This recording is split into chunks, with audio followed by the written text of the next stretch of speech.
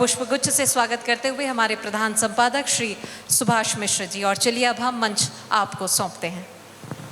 दोस्तों, ये सिलसिला चलेगा, इस बीच में संगीत भी होगा, साहित्य भी होगा, बहुत सारी बातें होंगी, स्त्री विमर्श पे भी बातचीत होगी, अखबारों से साहित्य गायब हो रहा है इस पर भी बातचीत होगी, कुछ लोगों को सम्मानित किया जाएगा। बहरहाल अभी हमारे साथ राम प्रताप जी हैं। मेरा उनसे बहुत पुराना परिचय है। दरअसल वो संगठन में काम करते हैं और जो लोग कभी किसी भी संगठन में काम करते हैं तो वो दरअसल बहुत बार नेपथ्य में रहते हैं।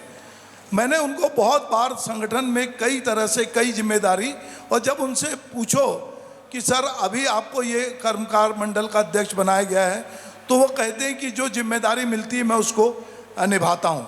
और निश्चित रूप से यदि कोई राजनीतिक दल 2 सीटों से लेकर पूरे देश में सबसे ज़्यादा सीटें हासिल करता है, अलग अलग राज्यों में काबिज होता है, तो उसकी नींव में कुछ लोग होते हैं जिनकी मेहनत होती है, जो बहुत प्रकट रूप से जिनके पोस्टर नहीं लगते।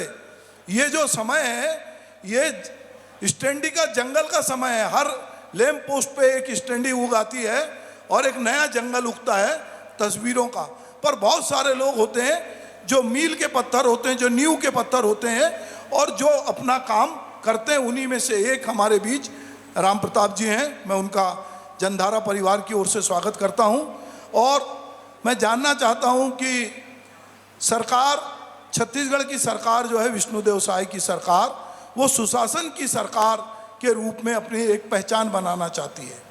तो आप संगठन में हैं, फिर आप कर्मकांड मंडल में आए, आप किस तरह से जो कुछ बदलाव हो रहा है, जो कुछ आप देख रहे हैं, वो आप किस तरह से महसूस करते हैं? आज की जनधारा समाचार पत्र के हमारे संपादक आदरणीय श्री सुभाष मिश्रा जी और यहाँ पर उपस्थित सभी इस कार्यक्रम में हमारे भाइयों बहनों, छत्तीसगढ़ के विकास, संवाद, संस्कृति, प्रकृति, परंपरा, तमाम सारे विषयों को लेकर के और ये आज संवाद सम्मान कार्यक्रम का आयोजन हुआ है। और इस कार्यक्रम में मुझे भी आमंत्रित किया गया है।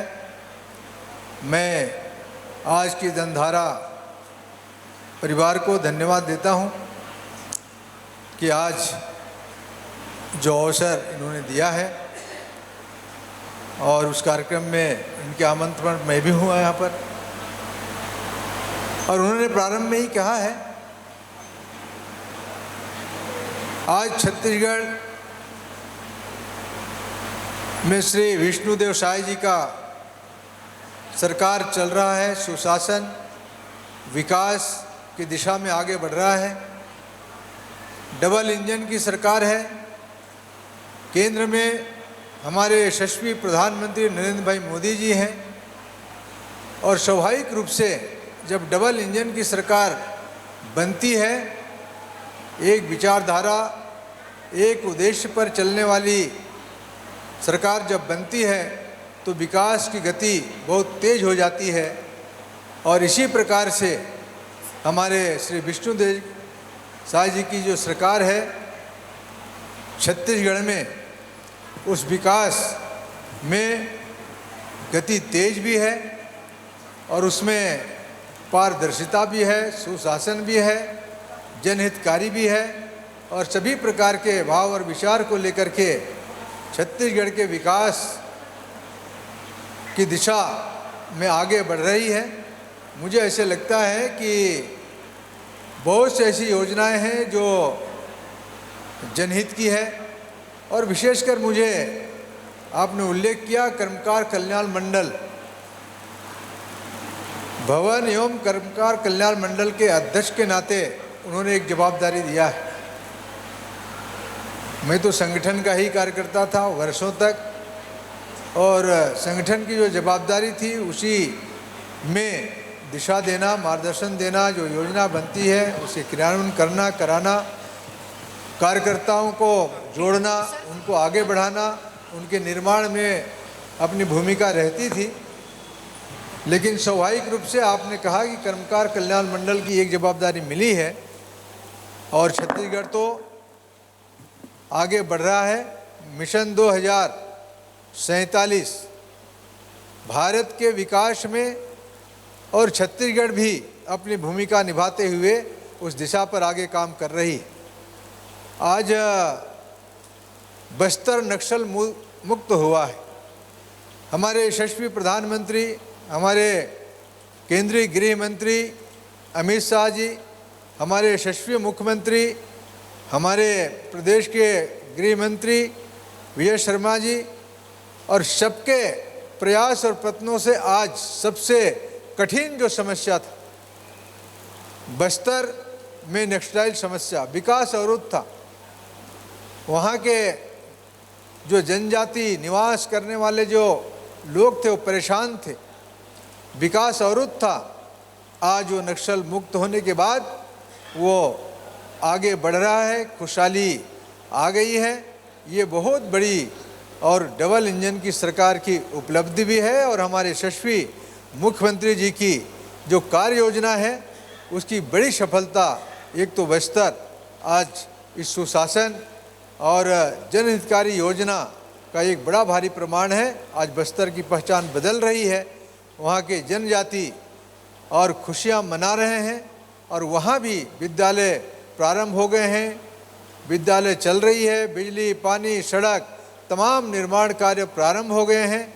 ये विशेषकर बस्तर से ये विकास की यात्रा प्रारंभ हो गई है और मुझे ऐसे लगता है कि पूरे छत्तीसगढ़ में बिजली, पानी, सड़क की तो है ही है, लेकिन विशेषकर कृषि की दृष्टि से भी देखा जाए तो नए नए योजना बना करके उस दिशा में भी और काम चल रहा है। और मैं कर्मकार कल्याण मंडल के बारे में, चूँकि हमारे संवाददाता को मालूम है कि मैं कर्मकार कल्याण मंडल का और अध्यक्ष हूँ, उसके कुछ बिंदु का उल्लेख मैं कर देता हूँ। जी जी, बहुत सारे लोग नगर निगम को जानते हैं, लोग टाउन प्लानिंग को जानते हैं, पर कर्मकार मंडल किस तरह से काम करता है उसके बारे में भी कई लोगों को मालूम नहीं होता। तो मैं चाहूँगा कि राम प्रसाद जी आप बिल्कुल ज़रूर बताएं। जी, तो हमारे जो मंडल है उसका पूरा नाम है छत्तीसगढ़ भवन एवं अन्य कर्मकार कल्याण मंडल। ये मजदूरों के हितों में उनकी शिक्षा, स्वास्थ्य, सामाजिक कल्याण, आत्मनिर्भरता, ये सब बातों को लेकर के काम करता है। और उसमें योजना तो हम लोग 31 प्रकार की योजना में काम करते हैं, लेकिन बहुत से कार्य ऐसे रहते हैं जो सरकार के योजना में भी सम्मिलित रहते हैं। तो इसलिए अभी 28 प्रकार की योजना को हाईलाइट करके और लगभग 16 प्रकार की योजनाओं को के पीछे हम सब लोग काम में लगे हुए हैं। उसमें कुछ प्रमुख जो योजनाएं हैं उसका मैं उल्लेख करना चाहता हूँ। मिनी माता महतारी जतन योजना, ये बहुत बड़ी योजना है। हमारी जो मातृशक्तियाँ हैं उनका प्रसव होता है और जिस प्रकार से हमारे जागेश्वर यादव जी बोल रहे थे, पद्मश्री, कई बार स्वास्थ्य के ठीक प्रकार से देख रेख न होने से, आर्थिक अभाव के कारण भी उनकी मृत्यु हो जाती थी।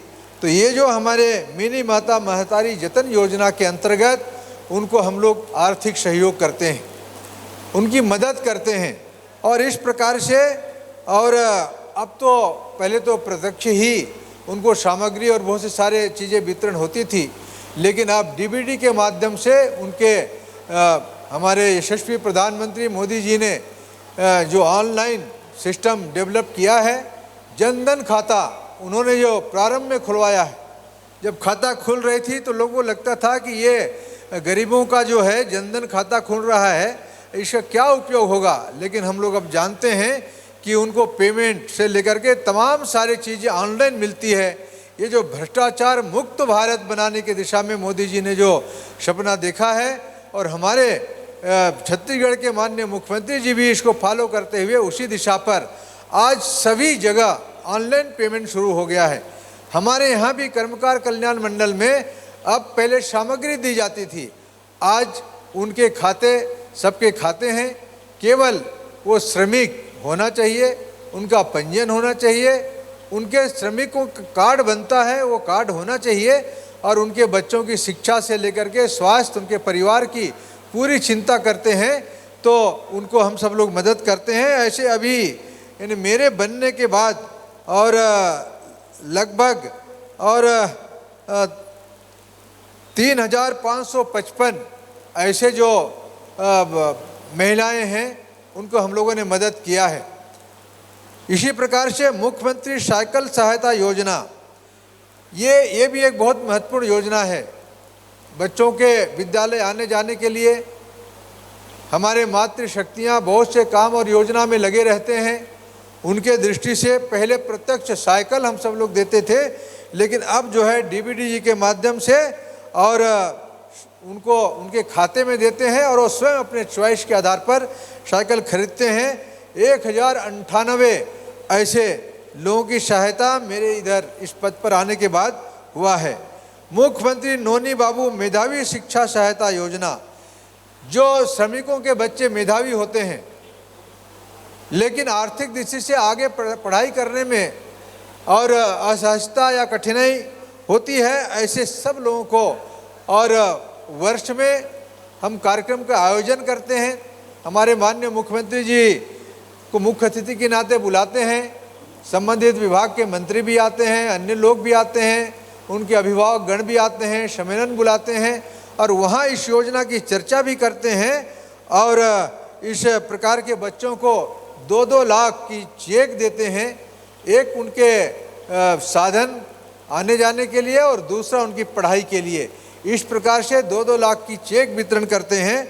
इस प्रकार से 2078 हमारे अध्यक्ष बनने के बाद ऐसी योजना का लाभ दिया जा चुका है।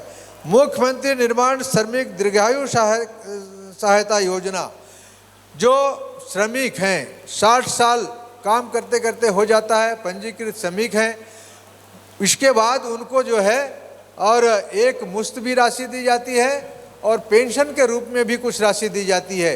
ये भी एक बहुत महत्वपूर्ण हमारे और विष्णुदेव सरकार की और हमारे केंद्र की सरकार की रचनात्मक योजना है।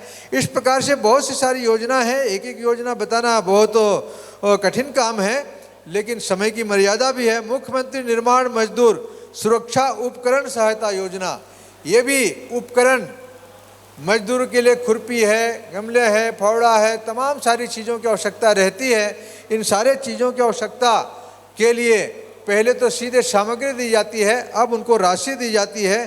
तो ऐसे 747 और हमारे ऐसे मजदूर हैं जिनको इस बीच में और सहायता दिया जा गया है। निर्माण श्रमिकों के बच्चों हेतु उत्कृष्ट खेल प्रोत्साहन योजना, जो खिलाड़ी होते हैं, हमारी सरकार जो है खेल के दिशा में भी छत्तीसगढ़ सरकार बहुत आगे बढ़ने के लिए और प्रयास बढ़ाने के लिए प्रयास प्रयत्न कर रही है।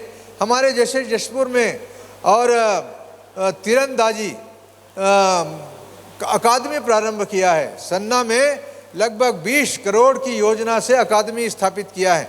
और ऐसे ही हमारे बहुत से जो बच्चियां हैं, हमारे जैसे यहाँ इचकेला बहुत निकट के ग्राम है, वहाँ पर और जो बच्चियां हैं क्रिकेट खेलती हैं, उनको आगे बढ़ा रहे हैं। अभी प्रदेश स्तर की सेंट्रल स्केल के प्रतियोगिता में जा रहे हैं और उनको सब प्रकार की सुविधाएं दे रहे हैं।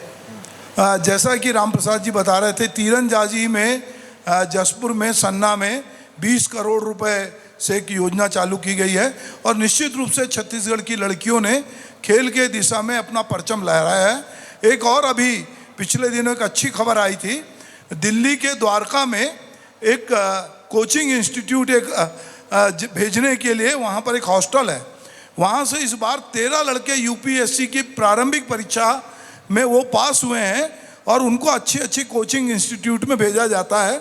एक बार मैं भी वहाँ लेक्चर देने गया था, तो बहुत सारे लोगों को नहीं मालूम, जैसा कि राम प्रसाद जी बता रहे हैं कि बहुत सारी योजनाएं श्रमिकों के लिए, पर कई बार होता है कि वो प्रचार प्रसार नहीं होना या लोगों तक, पर सबसे ज़्यादा अच्छा कम्युनिकेशन मेन टू मेन होता है। तो जितना अभी आपने यहाँ जानकारी दी है, वो जानकारी यदि आप समाज के उस वर्ग को दें और ख़ास करके श्रमिक वर्ग को जो असंगठित है, जो ज़रूरतमंद है, तो मुझे लगता है कि जो आपका कर्मकाम मंडल है वो कहीं ना कहीं जो काम कर रहा है उसको और गति मिलेगी।